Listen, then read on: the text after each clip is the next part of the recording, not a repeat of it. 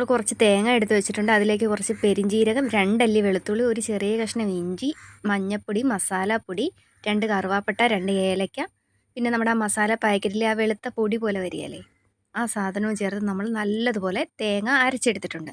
ഇനി നമുക്ക് ചരുവത്തിലേക്ക് എണ്ണ ഒഴിച്ച് അതിലേക്ക് നമ്മൾ ഒരു സബോളയും കുറച്ച് കരിയാപ്പിലയും ഇട്ട് വഴറ്റിയെടുക്കണം.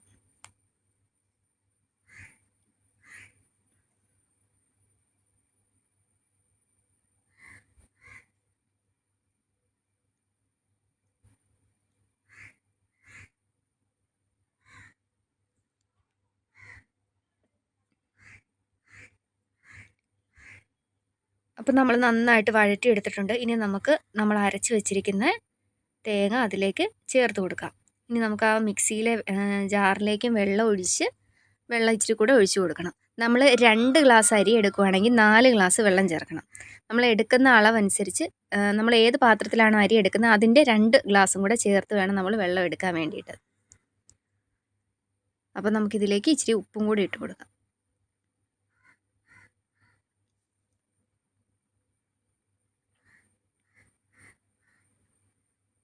നമുക്ക് കുറച്ചും കൂടെ വെള്ളം ഒഴിച്ച് കൊടുക്കണം.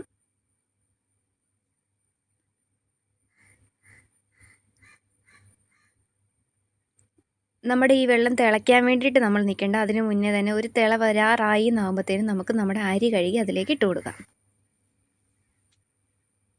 തിളച്ച് കഴിഞ്ഞാൽ അത് പിരിപിരാന്ന് കിടക്കും. തിളയ്ക്കുന്നതിന് തൊട്ട് മുന്നേ നമ്മൾ അരി ഇട്ട് കൊടുക്കണം.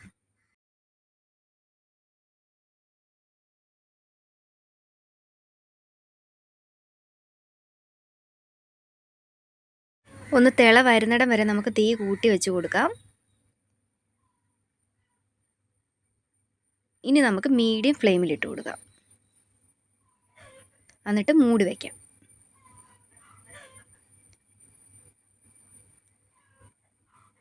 ഇപ്പോൾ ഒരു 15 മിനിറ്റ് ആയിട്ടുണ്ട്. നമുക്ക് നമ്മുടെ ചോറിൻ്റെ പാകം നോക്കാം. നമ്മുടെ വെള്ളം എല്ലാം വറ്റി തുടങ്ങിയിട്ടുണ്ട്. നിങ്ങൾ വെന്ത് പോകുമെന്ന് പേടിക്കേണ്ട, നമ്മൾ കറക്റ്റ് വെള്ളമൊക്കെയാണ് ചേർത്തേക്കുന്നത്.